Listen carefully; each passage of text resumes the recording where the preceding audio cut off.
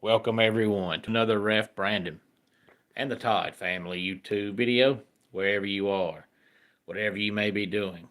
Thank you so much for making Ref Brandon and the Todd Family part of your day. We always greatly appreciate if you jump on here live here on this Thursday evening. Feel free to leave a comment in the comment section down below. Make sure to give the video a like, a thumbs up.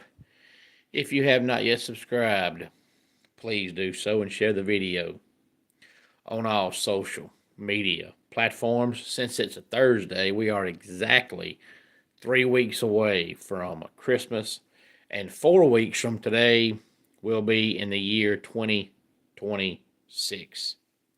But tonight, I want to talk about all the conference championship games coming up this weekend in the world of college football. There are 9 all together, 4 tomorrow and 5 on Saturday. Before I do that, though, speaking of Saturday night, if you're in North Georgia, Northeast Georgia, or the upstate of South Carolina, I'd love to see you out at the Anderson Mall.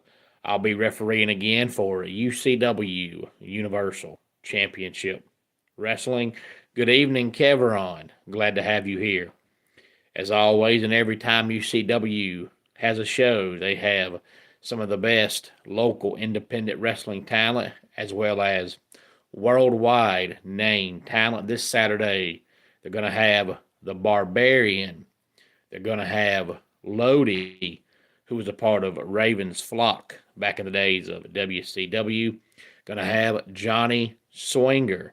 We're also going to have current NWA star Joseph Vaughn Schmidt, NWA star Evan Golden, and then local independent wrestlers such as Seth Stevens, Eric Thunder will all be in the house Saturday night inside the Anderson Mall right in front of Rejuvenate Church. And bell time will be at 7:30. So bring a toy. I'd love to see you out Saturday night at the Anderson Mall Christmas Clash for Universal Championship Wrestling. Now, on to the games this weekend. Now, there's only 2 that, according to all the known college football people, have no playoff implications at all. So 7 of the 9 are really important. It all starts tomorrow night, 7 o'clock on ESPN. Troy and James Madison. Hey there, Landon. Glad to have you here. And hey there, Statement. Glad to have you here. And hey there, Frog. Glad to have you here. And I think it's the first time I've seen any of y'all's names in the comment section.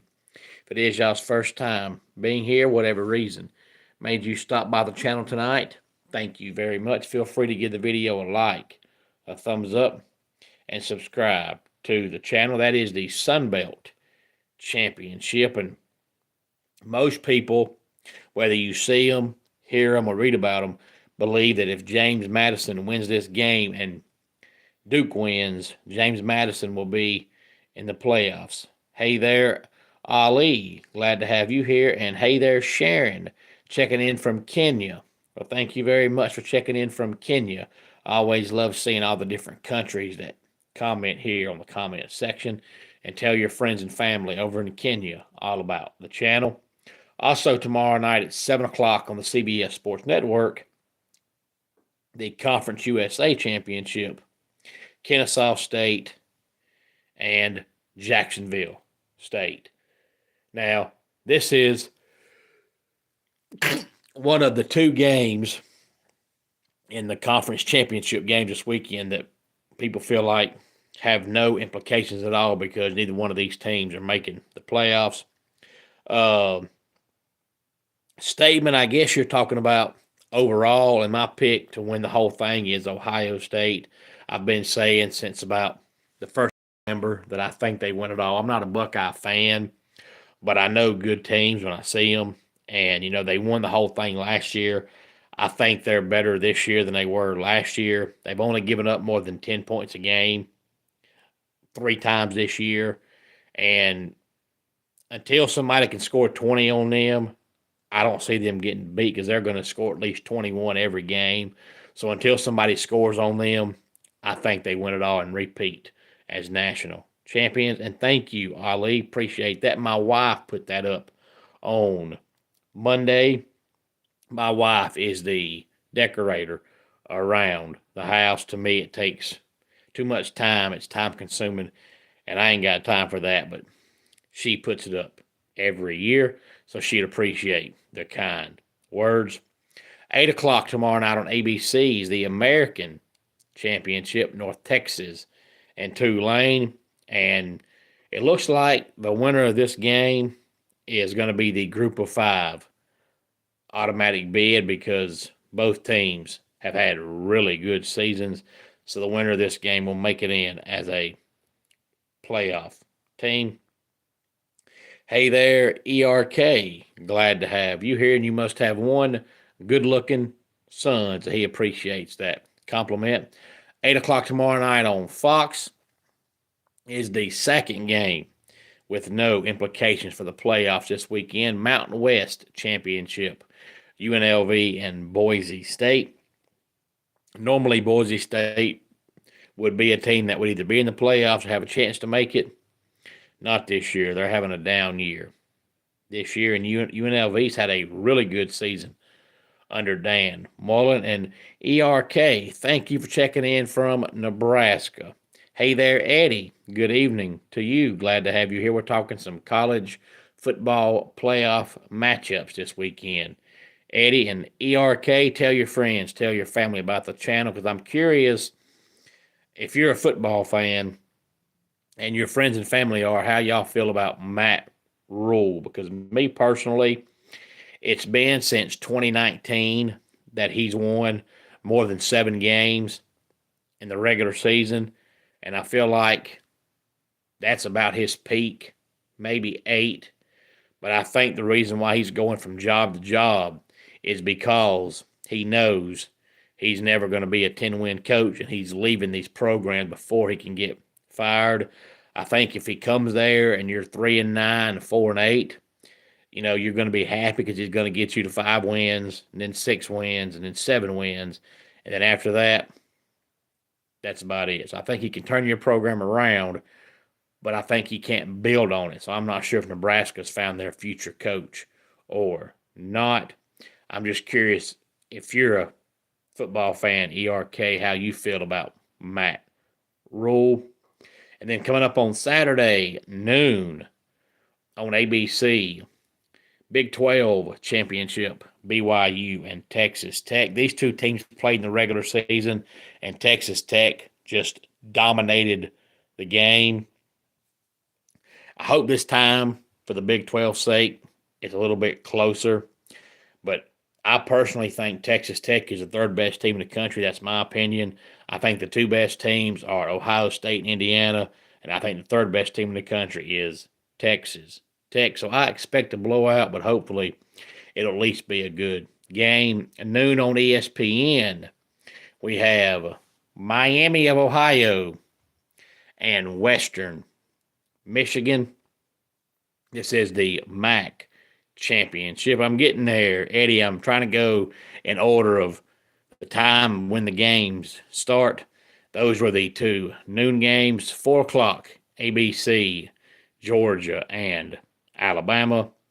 8 o'clock on Fox, Indiana and Ohio State. And 8 o'clock on ABC is Duke and Virginia. Now, Duke is 7-5, so nobody expects them to make the playoffs if they win, because of 5-loss teams not making the playoffs, and that's why everybody thinks if James Madison wins and Duke wins, James Madison gets in as the 5th highest ranked conference champion, because they'll probably be ranked around 23rd, 24th, and I don't think Duke will be ranked at all, but I think Virginia wins that game. They played in the regular season. Virginia beat them and beat them pretty handily. I don't know if it'll be a blowout like that again, but I do think Virginia wins the game. And Eddie, I'm anxious for that game Saturday. Now, I have a wrestling show, so I won't be home Saturday live when it happens, but I'm going to try my best to go back and watch it sometime next week. But I am curious about that game because I think Ohio State's the best team in the country. And I think if anybody can beat them, it's Indiana. And Indiana has a really good offense, but Indiana also has a really good defense that's underrated and nobody talks about them. And to be honest with you, in 2019, when LSU won the national championship, people spent the next 2 or 3 years talking about, how much talent was on that team. And they pretty much had NFL talent at every single position. Well, I feel like this year Ohio State is just as good. This Ohio State team is by far and away the most talented team in the country. I think if anybody beats them, it's going to be Indiana. And I think if they beat Indiana by 3 touchdowns, they're winning the whole thing, and it's not going to be close. But I think if Indiana can find some kinks in the armor and compete with them, it should be an interesting playoff run. But until somebody can score 20 points on the Buckeyes, they win it all because they're going to score 21 points every game. Ryan Day has figured out that if you slow the game down on offense and use up the play clock on every possession and you minimize your opponent's possessions, as long as you can either score on every possession or punt and don't turn the ball over and you have a defense as good as they do, nobody's beating you because you're not going to score on every single possession against them.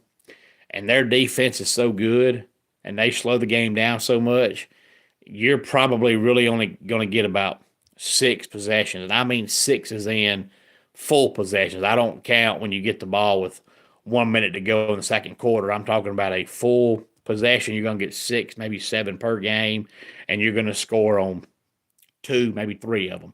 So Ohio State gets the ball. They use up the play clock on every single possession, and the possession ends with either a punt, a field goal, or a touchdown because they don't turn the ball over. Ohio State is really, really, really good, but I'm interested to see how good that game is. And I think Indiana can hang with them, but I think Ohio State wins by a touchdown. I expect a good game. I don't think people realize how good Indiana is. Last year was not a fluke. Last year was not a one-year wonder. Indiana is the second best team in the country behind Ohio State. These two teams are the only 2 teams to finish out the regular season undefeated, of course, after Saturday. One of them will have a loss. Hey there, Skyler. Glad to have you here and appreciate the kind words. Skyler, if you have not subscribed, please do so and share the video on all social media platforms. They are well coached. Eddie, I think for some reason people thought that Cignetti was going to leave Indiana, but at his age, I doubt he leaves there. But with the amount of money he's making, I don't know why he would leave anyway. But I know Indiana, to most people would be a stepping stone to a bigger job. But if you're already winning and you're already making money and you're in the Big Ten, even if you go to a bigger name school, you're not going to win more than you are right now. And Georgia, Alabama game, Georgia's by far and away the better team. For whatever reason, thank you for subscribing, Skylar. I appreciate that. And tell your friends and family about the channel. Georgia's the better team. And Ty Simpson, the first couple of months, played really, really, really good. But the last 3-4 weeks, Ty Simpson has just kind of hit a wall and just has not been playing well. Are you talking about Cignetti, Eddie? If so, that's a really cool story. And what school was Cignetti at when he tried to recruit your son, if you are talking about Cignetti? But Georgia is the better team. But the weird thing about Alabama is Alabama has not been able to run the ball all year long.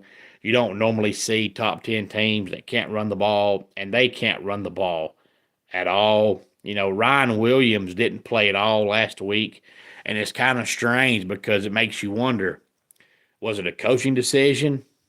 Is he transferring? Is he hurt? Because you'd think if he's hurt, they would come out and say that. And you would think if he's transferring, they would come out and say that. Otherwise, Bama fans watch the game and they wonder, why is he not playing?